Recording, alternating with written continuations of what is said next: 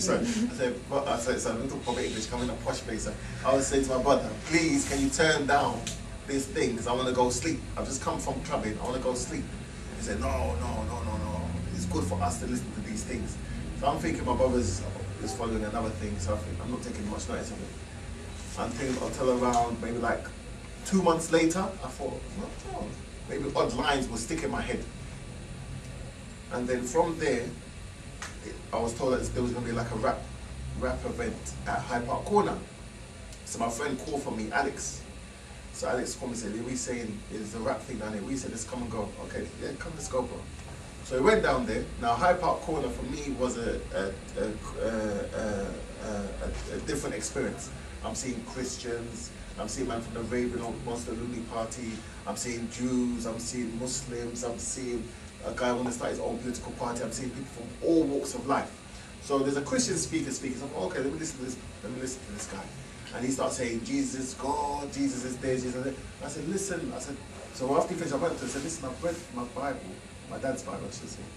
And Jesus don't say he's God. Jesus said that he's sent by God. And he said, if you don't believe Jesus is God, you're not a Christian. So when he said that to me, it made me think. I said, wow. And then I saw a Caribbean man wearing a turban. I was thinking, whoa. And so I just went up to him and said, hi there. And he said, yes, Salam Alaikum. And he's called by the name of Muhammad Kaja. He was very active in Dawah at that time. So I started asking him a few questions, saying, yeah, so what do Muslims say about this? So he broke it down. In the Quran, it says this. Okay, what do Muslims say about this? And in the Quran, it says this. What does Islam, and Prophet Muhammad, peace be upon him, said this. So he was answering nearly everything I was thinking in my head about different things. Well, yeah, it's not going to answer for everything. And they said, yes, it's not me. He said, it's the Quran. And the same as Prophet Muhammad, peace be upon him. All the prophets, we got all the answers.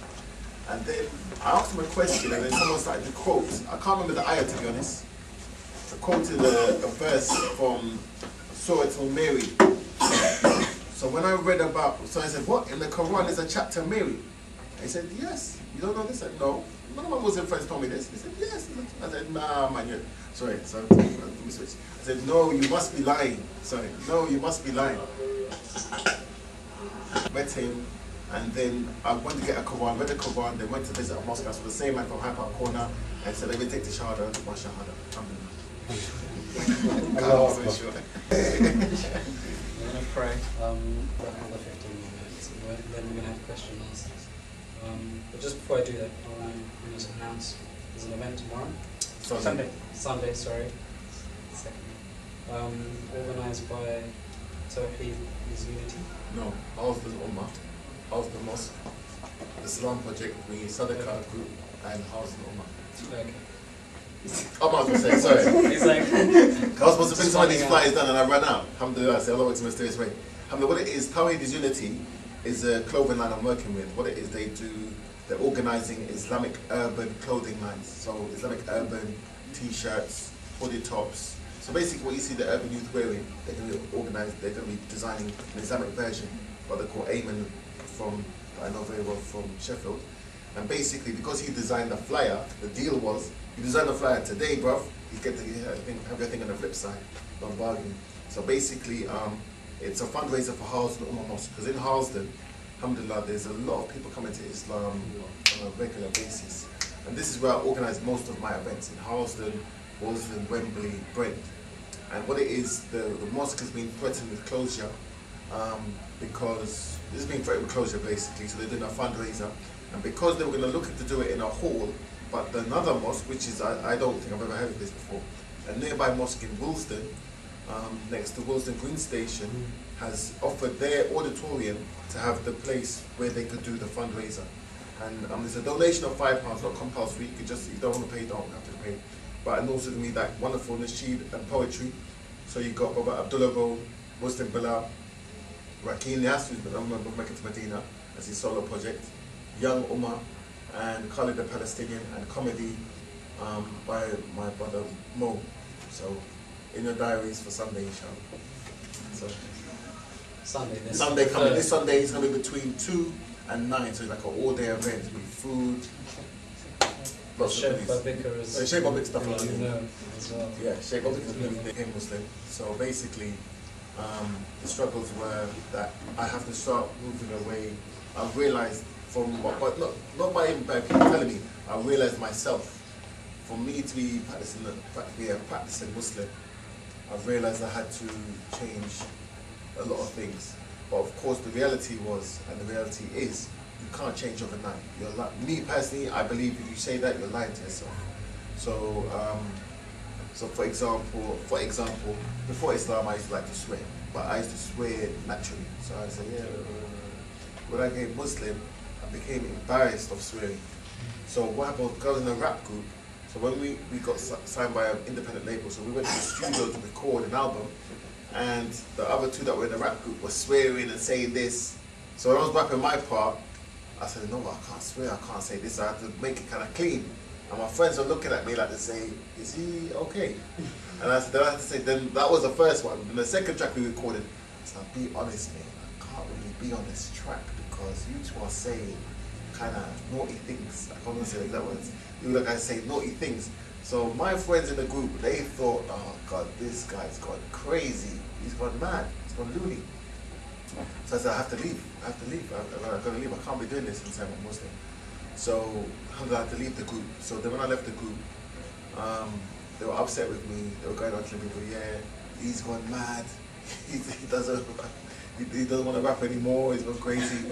So then what happened was, so that was the hard thing first. So then I had to try to find a new group of friends to practice with. Even though some of my friends, they didn't take their shahada, alhamdulillah, which was nice. So then it was like, for us to go, we used to go mosque together. So one of my two good friends later became Muslim. One of the guys in the group never took shahada. He used to come with us now and again, but when we used to talk about Quran and Islam, he said, oh man, you guys, and he used to walk off. So when we used to go mosques and stuff, it was like a challenge to find a good teacher, because most of the teachers that we met, we realized were very condescending, very rude, very arrogant. So this was off-putting. And till I met a brother that I used to see around the area, and he used to give us some dawah here and there, a brother called Husamadi. And Allah bless his soul, because he recently passed, and Allah bless his soul. I said to him, listen man, I'll be honest with you bro, these teachers, man, we'll talk about English, so. So I used to say to him, but these teachers, no, sorry, I'm in a posh place, I'm in Good Street. So basically, I used to say to him, these teachers these people who are teaching, they're not really, I don't know what they're talking about, I can't relate to them, with all due respect, they're talking about rubbish, things like this. Could you find me a teacher please? A teacher that knows what he's talking about, talk sense. So he, alhamdulillah, he went and found a teacher, and it ended up being the person I met in Hyde Park Corner, Mohammed Kaja. So Mohammed Kaja, used to go to his house 2 or 3 times a week, and alhamdulillah, he was a youth worker, like working Haringey, and he worked with some Muslim youth there in Haringey. So how he would incorporate it is, before you go to work, we would meet him and have a little circle, teach us basics of prayer, basics of wudu, ablution, and the basics of Islam. He never, I remember this specifically, he was never a hard line with us. He always kind of, because he was a revert himself, because he was a Muslim, like he was, at the time we met him, he must have been like 45, so he was a Muslim for 20 years. So he taught it to us in a nice way, in a way that we understood, and he never made it forceful. So then, because he was a youth worker, then he kind of made us like he's like an assistant. So while we were his assistants, right, we were learning about Islam as well. So it was like very easy for us. Whereby I met some other teachers previously, and as soon as I met them, I wanted to run away, and I'll be straight. There were certain things I couldn't get used to straight away. Like for example, one time to eat the food, people just get their fingers, and they were saying the hadith says you only eat from your, and then we put in their fingers and your part of the food, licking their lips, and then they put it back in your, and I'm thinking, I can't eat this. Right, so things like this got a while to use to. Then you go into, like, alhamdulillah, we're lucky now. A lot of mosques now got English, British type toilets.